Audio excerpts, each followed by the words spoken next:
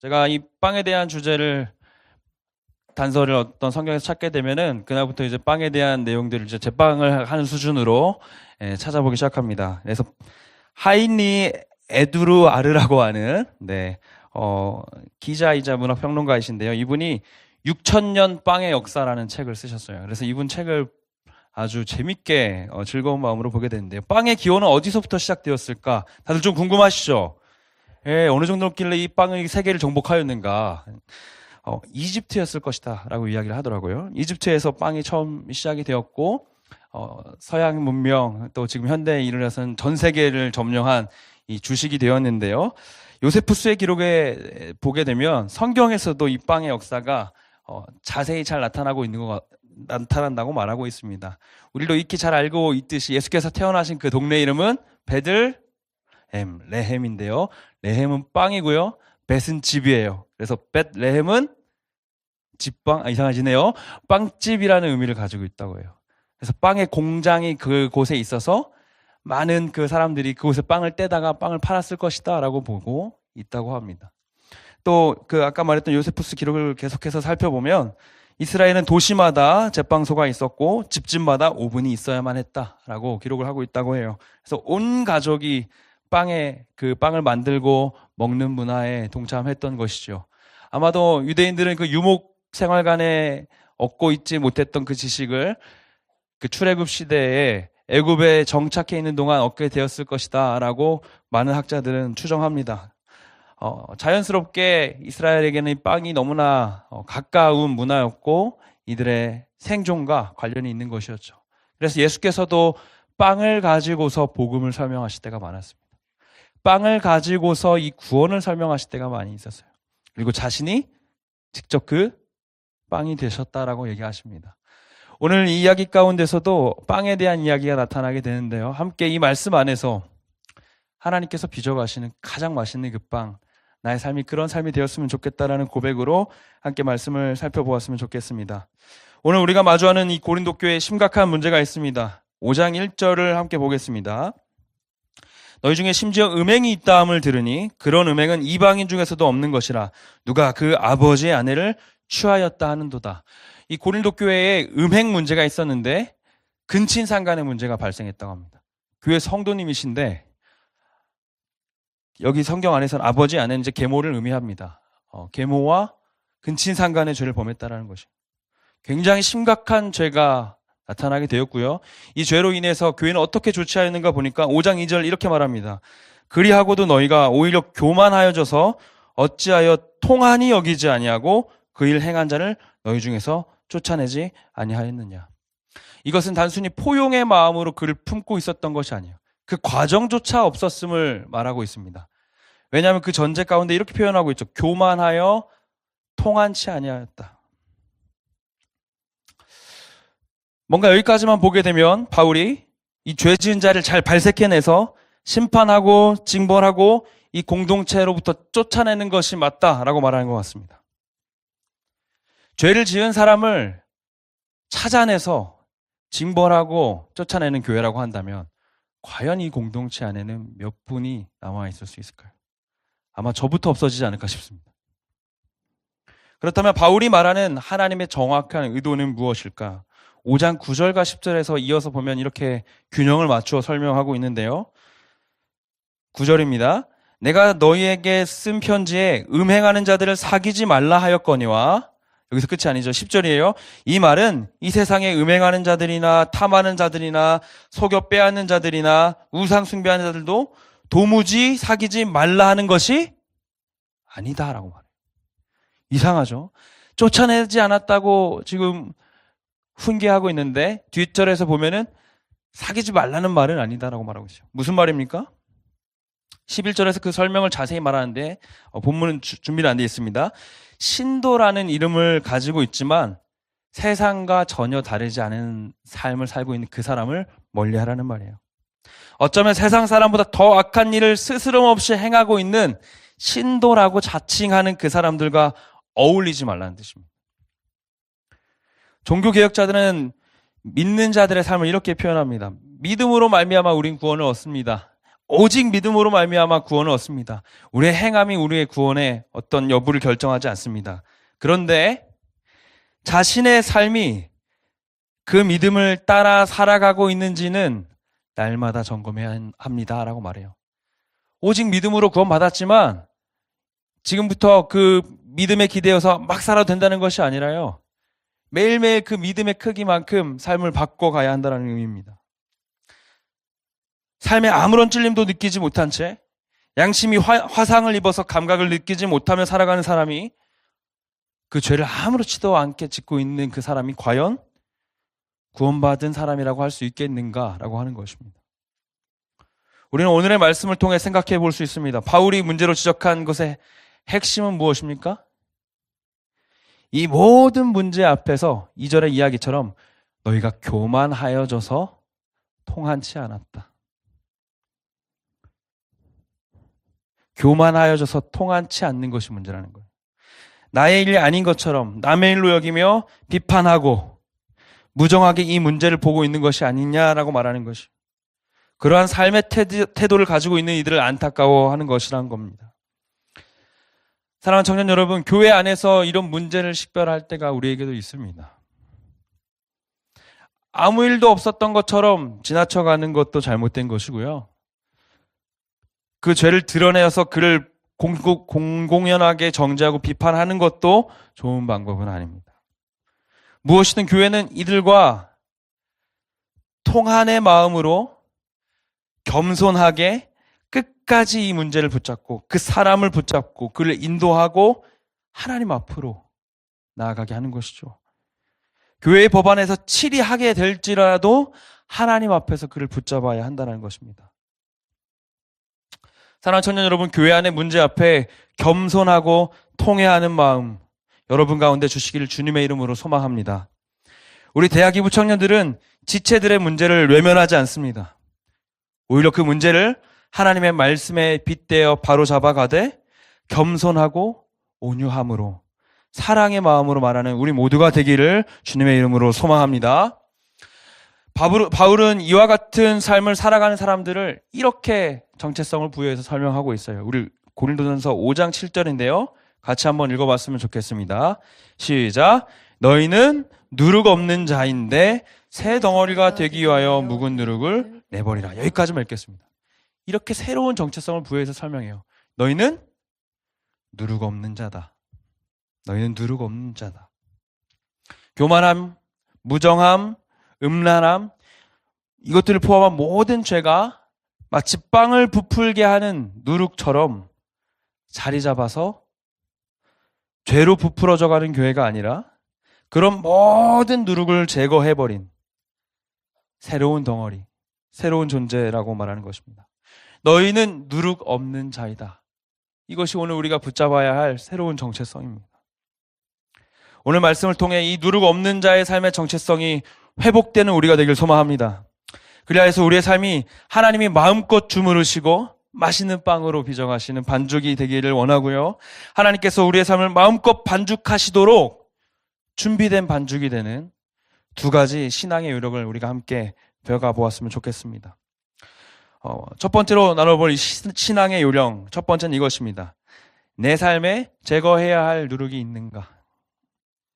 내 삶에 제거해야 할 누룩이 있는가? 누룩에 대해서 좀 찾아봤어요. 이스트라고 하죠. 그래서 제가 보니까 미생물이더라고요. 누룩이 살아있는 거더라고요. 그래서 진짜 참 놀랐습니다. 키울 수는 없을 것 같아요. 근데 이 누룩을 이제 빵에 넣고 이 반죽을 증식시켜서 이제 빵이 부풀게 하는 원리인 것이죠. 누룩이 익기 제일 좋은 온도가 40도 미만이래요. 60도 이상부터는 이 누룩이 죽게 된다고 하더라고요. 빵을 부풀게 하는 것이 바로 이 누룩의 정체이고, 빵을 그냥 어떤 잘못된 반죽으로 놓기만 해도 자동으로 부풀게 되는 경우가 있는데, 공기 중에 있는 누룩이 이 빵에 들어가게 됐을 때 그런 일들이 생긴다고 하더라고요. 그렇다면 이 누룩이 제거되어야 하는 이유가 무엇일까? 두 가지가 있을 텐데, 첫 번째는 이것입니다. 적은 누룩이라도 온 몸에 퍼지기 때문이에요. 6절을 보면 이렇게 말하고 있어요. 너희가 자랑하는 것이 옳지 아니하도다. 적은 누룩이 온 덩어리에 퍼지는 것을 알지 못하느냐. 우리 마음 가운데 죄의 확장이 일어날 때가 있습니다. 살인, 간음과 같은 결과가 공공연하게 드러난 죄들은 늘 어떤 전개 지점이 있어요. 전제 형태가 있어요. 분노에 대한 마음이 있고요. 질투에 대한 마음이 그 시작이 될 수 있고요. 그 마음은 열등감에서 시작이 됩니다. 열등감이 누군가를 죽이는 데까지 도착하게 됐다는 거예요. 이건 한 개인의 문제뿐만이 아닙니다. 공동체 가운데 있다 보면 누군가를 비방하고 싶을 때가 있어요. 아주 좋은 먹잇감처럼 여겨지죠. 그 사람에 대한 비방이 한 사람이 아닌 여러 사람 안에서 시작이 됐을 때 마치 누룩이 온몸에 퍼져가는 것처럼 죄가 번져갑니다. 누룩이 제거되어야 하는 이유가 여기 있습니다. 내 안에 있는 누룩이 공동체를 병들게 하기 때문이에요. 사랑하는 청년 여러분, 우리가 이를 악물고 하나님 앞에서 이 누룩을 제거해야 하는 이유는 이 공동체를 사랑하는 여러분의 마음이 지켜지기 위해서입니다. 끊임없이 그 누룩을 제거하는 우리의 노력이 있기를 원하고요. 이 누룩의 모양들은 어떻게 나타나고 있는가? 8절을 보니까 이렇게 말합니다. 이러므로 우리가 명절을 지키되 묵은 누룩으로도 말고 악하고 악의에 찬 누룩으로도 말고 라고 말을 해요. 묵은 누룩으로도 말고 악하고 악의에 찬 누룩으로도 말고. 악하고 악의에 찬 누룩의 어떤 원어적 의미를 살펴보게 됐을 때 쾌락적 고난에 대한 의미가 있어요. 우리가 오늘날 마주하고 있는 이 쾌락의 죄들, 쉽게 말하면 도파민을 일으키는 그 죄의 요소들은 아주 잠깐이지만 그 죄로부터의 자유를 경험시켜주지만 그 이후에는 더 큰 고통이 따르게 한다라고 하더라고요. 그 시작은 우리가 자주 보는 쇼폼부터 커피까지도 그 문제가 될 수 있다라고 하더라고요. 잠깐의 고통을 잊기 위해 붙잡고 있는 혹시 쾌락이 있습니까? 오늘의 메시지 가운데 우리는 우리 삶에 지금 외면하고 계신 그 깊은 영역까지도 함께 들어갔으면 좋겠어요. 포르노그라피를 멈추셔야 돼요. 여러분의 음란한 행위를 멈추셔야 돼요. 악하고 악의에 찬 누룩. 나의 힘으로 극복해낼 수 없다고 생각하는 그 문제를 깊이 직면할 필요가 있습니다. 뒤에서 이어서 더 이야기하도록 하겠고요. 첫 번째가 누룩이 제거되어야 할 이 이유가 온몸에 퍼지기 때문이라면 두 번째는 이것입니다.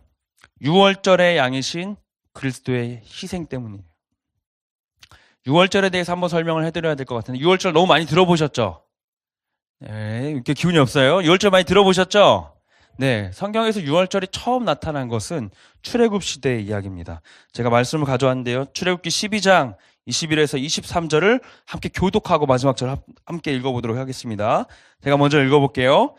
모세가 이스라엘 모든 장로를 불러서 그들에게 이르되 너희는 나가서 너희의 가족대로 어린 양을 택하여 유월절 양으로 잡고 수초 볶음을 가져다가 그릇에 담은 피에 적셔서 그 피를 문 임방과 좌우 설주에 뿌리고 아침까지 한 사람도 자기 집 문 밖으로 나오지 말라. 함께 읽습니다. 여호와께서 애굽 사람들에게 재앙을 내리려고 지나가실 때 문 임방과 좌우 문설주의 피를 보시며 여호와께서 그 문을 넘으시고라고 말해요.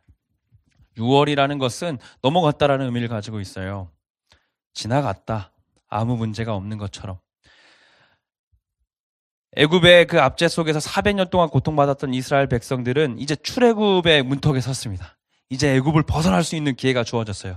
그런데 도저히 이 좋은 노동꾼들을 놓아줄 수 없었던 바로의 그 책략에 맞서서 하나님께서는 10가지 재앙을 주시죠. 그리고 마지막 재앙이 무엇입니까? 장자의 죽음입니다. 모든 첫째 난 것은 사람부터 가축까지 다 죽게 만드셨어요. 그런데 이 죽음으로부터 벗어날 수 있는 한 가지 방법을 허락하셨는데 그것이 오늘 방금 우리가 읽은 양의 피를 문 임방과 설주에 바르는 것입니다. 우슬초 묶음을 가져다가 어린 양의 피가 담겨진 그 그릇을 적십니다. 그리고 문 임방과 좌우 설주에 뿌리고 바릅니다. 그리고 아침까지 한 사람도 집 밖을 나가지 않습니다. 그날 밤에 애굽의 모든 이들이 통곡 소리를 가득 차게 되었어요. 그러나 그 피를 발랐던 집은 여호와께서 넘어가셨다. 그날의 은혜를 경험하고 기억할 수 있도록 하나님께서 이스라엘 백성에게 유월절이라는 날을 주신 거예요. 그날 하루를 먼저 경험하는 것이죠. 하나님께서 우리를 그 죄로부터 지나가게 하셨던 날. 왜 누룩 이야기를 하다가 갑자기 여기로 넘어오게 되었을까? 이날 이들이 꼭 먹어야 됐었던 음식이 바로 이 누룩을 뺀 음식이에요. 하나님께서는 이날 유월절을 기억하게 하기 위해서 누룩을 뺀 음식을 먹게 하셨어요. 애굽은 아까 뭐라고 했어요? 빵의 중심지, 빵의 시작점이라고 말했는데 그 빵의 시작점에서 누룩을 뺀 빵을 먹는 거예요. 여러분 성찬 해보신 분, 우리 교회 성찬 해보신 분 손 한번 들어보시겠어요? 네. 이렇게 많이 안 해봤어요? 네, 용기를 못 냈구나. 어쨌든 성찬 먹을 때 우리가 그 동전만한 뭘 봤죠? 무교병을 봤죠. 뻥튀기 아닙니다. 무교병을 봤죠. 먹을 때 어떻게 먹어요? 근데 우리가 반으로 쪼개 먹어요. 그리스도의 몸을 기억하며. 쪼개어지는 빵이에요. 그날에 쪼개어졌던, 자기를 대신에 쪼개어졌던 그 어린 양을 생각하며 먹는 것입니다. 누룩을 넣고 발효시킬 시간이 없어요. 급히 떠나야 하기 때문에요. 그게 그 유월절의 사건이고 그날 역사하셨던 하나님은 오래도록 기억하라고 주신 것이 이 유월절이라고 하는 명절이에요. 그날 이스라엘은 애굽의 거대한 군사력과 문명으로부터 아무런 힘과 공로 없이 하나님의 역사 앞에 구원받았습니다. 이스라엘이 경험한 구원받은 역사는 바로 그것입니다. 바울이 오늘 이 이야기를 빗대어서 이들에게 꺼내는 이야기가 여기 있어요. 너희는 교만하여져서 그 아픔을 받는데 통안한 마음도 없는데 너희도 기억해야 된다. 너희는 자랑할 것이 없다. 너희는 무교병 같은 존재야. 너희는 유월절 어린 양의 그 예수 그리스도의 피를 기억해야 된다. 그리스도인의 삶도 마찬가지입니다. 애국가도 같은 세상에서 우리는 구출받았어요. 반드시 죽어야 하는 존재이지만, 이미 죽은 존재이지만 그분의 피가 우리의 집 문인방 설주에 발라졌고 그 믿음의 고백으로 집 안에 그 약속을 지키고 있는 이들이 그 죽음이 넘어가는 은혜를 경험하게 됐다는 것입니다. 그러한 이들은 어떻습니까? 부풀 것이 없어요. 구원은 은혜라고 하는 말이 여기서 나오는 것입니다. 내가 한 것이 하나도 없는 것. 오직 하나님께서 계획하시고 예수 그리스도가 성취하시고 성령이 적용하시는 사건으로 주어지는 것. 사랑하는 청년 여러분, 우리 믿음의 자리를 다시 한번 돌아옵니다. 우리 삶에 너무 부풀어져 있는 것들이 있지는 않습니까? 여러분의 신앙도, 여러분의 믿음도, 여러분의 수고도 너무 부풀어져 있지 않습니까? 오늘 고린도 교회가 당면에 있는 두 가지 문제, 교만과 음행의 문제는 단순히 공동체적인 균열뿐만이 아니라 교회를 파멸로 이끌게 되는데 하나님의 교회된 한 사람 한 사람이 파괴되어가는 문제가 되었어요. 여러 가지 죄의 문제들이 있겠죠. 그러나 무교병으로 살아가기 위해, 누룩 없는 자로 살아가기 위해 오늘 제가 여러분 앞에 부끄럽고 떨리는 마음으로 꺼내는 이 죄의 고백은 우리가 음행으로부터 피해야 한다는 것입니다. 이 치명적인 죄로부터 벗어나셔야 돼요. 오늘 함께 읽진 않았지만 고린도전서 6장 18절에 이렇게 말해요. 음행을 피하라. 사람이 범하는 죄마다 몸 밖에 있거니와 음행하는 자는 자기 몸의 죄를 범하느니라. 음행은 피하는 것이라고 말해요. 맞설 수 있는 힘이 우리에게 없기 때문이거든요. 그만한 강력함이 있는 것이 음행이기 때문이거든요. 오늘 우리 공동체 가운데 교제를 하고 있는 청년들이 있을 수 있습니다. 사랑하는 청년 여러분, 단둘이 늦게 있는 자리를 도망치세요. 피해 주세요. 내가 원하지 않은데 상대가 그렇게 했다라고 상대에게 책임을 떠넘기지 마세요. 도망치세요. 그 어떤 상대도 여러분을 소유할 수 없습니다. 오직 하나님의 귀한 아들과 딸로 서로 존재로서 존중받는 우리가 되기를 원합니다. 그저 그 죄의 자리와 상황을 피하는 것에만 그치시면 안 됩니다. 우리가 피하는 것은 그 자리를 피하는 것 정도가 아니라 하나님 앞으로 피하셔야 돼요.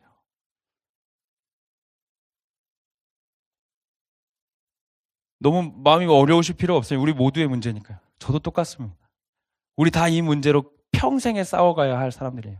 이 공동체 가운데 그 음행의 문제로부터 벗어난 자유가 있기를 소망합니다. 피할 수 있는 용기 주시기를 소망합니다.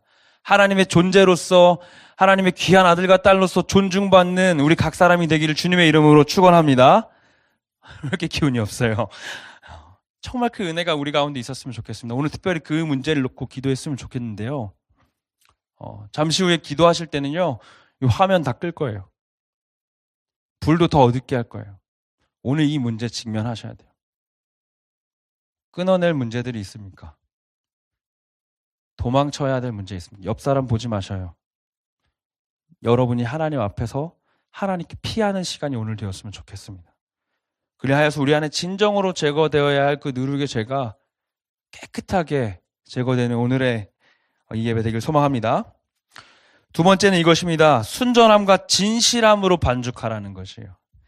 고린도전서 5장 7절 이렇게 말합니다. 너희는 누룩 없는 자인데 새 덩어리가 되기 위하여. 우리의 삶은 그냥 누룩 없는 자라고만 명시되어 있는데 그 모양은 어떠한가? 새로운 덩어리래요. 반죽 보셨어요? 빵 만들어 보신 분? 과자라도 만들어 보신 분? 네. 다음에 같이 한번 만들어요. 외롭네요. 오늘 참. 반죽 너무 귀엽죠? 무슨 말 하는 거야? 반죽 만지다 보면 너무 귀엽잖아요. 새로운 덩어리가 되는 여러분도 귀여울 걸. 무슨 말이야 이게. 누룩이 없는 자는 새로운 덩어리로 이제 살아가는 거래요. 왜냐하면 변하지 않으면 우리 가운데 다시 그 누룩이 잠식되기 때문입니다. 제가 본문 보내드렸는데 출애굽기 12장 17절 먼저 한번 띄워주시겠어요? 17절을 보면은 이들이 이제 무교병을 먹고 6월절에 떠나는 장면이 나타납니다. 이렇게 말해요. 너희는 무교절을 지키라. 이날에 내가 너희 군대를 애굽 땅에서 인도하여 내었음이라. 그러므로 너희가 영원한 규례를 삼아 대대로 이날을 지킬지니라. 이래 동안은 누룩이 너희 집에서 발견되지 아니하도록 하라. 무릇 유교물을 먹는 자는 타국인이든지 본국에서 난 자든지 막론하고 이스라엘 회중에서 끊어지리니. 무교절은 6월절 다음부터 이어지는 일주일의 시간을 말합니다. 일주일 동안 무교병 먹는 거예요. 그만큼 오랫동안 하나님 기억하자라고 하는 거예요. 그런데 어느 정도로 이 누룩을 배제시켜요? 집에서 절대 발견되지 않은 만큼. 하나님께서 이렇게 명령을 해주셨어요. 20절입니다. 너희는 아무 유교물이든지 먹지 말고 너희 모든 유하는 곳에서 유교병을 먹을지니라. 이것이 하나님의 명령이었어요. 그런데 그 출발 당일날 아침에 이스라엘의 모습을 이렇게 묘사합니다. 12장 34절인데요. 같이 한번 읽어보겠습니다. 시작. 그 백성이 발교되지 못한 반죽 담은 그릇을 옷에 싸서 어깨에 매니라. 무슨 말이에요? 누룩이 들어간 반죽을 갖고 있던 백성이 있어요. 하나님이 그렇게 엄중히 경고하셨는데도 그 구원의 은혜 안에 부끄럽게 누룩이 들어간 반죽을 들고 나온 백성이 있다는 거예요. 가만히 이 누룩 없는 자로 살아가는 그 정체성만 생각만 하고 있으면 우리에게 경험되는 것이 바로 이 죄입니다. 하나님의 백성으로 이제는 그 세상에서 벗어나 달려나가게 되는 이 교회 가운데 은밀하게 누룩이 들어간 반죽을 짊어지고 나오는 거예요. 명령을 무시해도 되는 것처럼, 나 하나쯤은 괜찮은 것처럼. 6월절의 사건은 하루의 사건이죠. 마치 예수 그리스도가 우리를 위해 죽으신 그 단 하룻밤의 사건처럼요. 그런데 무교절의 사건은요, 일주일 동안 이어지는 사건이에요. 이 일주일 동안 하나님을 기억하는 시간이에요. 우리의 신앙도 그렇습니다. 예수가 십자가에서 달려 죽으신 그 6월절의 사건은 우리의 일생에 단 하루에 일어났던 그 사건이에요. 그런데 마치 무교절의 시간은 우리의 평생에 걸쳐서 일어납니다. 그래서 우리는 날마다 쪼개지는 무교병이 돼서 살아가셔야 돼요.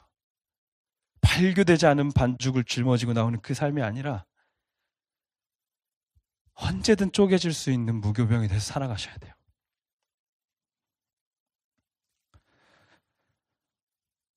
팔 절의 말씀입니다. 이러므로 우리가 명절을 지키되 묵은 누룩으로도 말고 악하고 악에 찬 누룩으로도 말고 누룩이 없이 오직 순전함과 진실함의 떡으로 하자.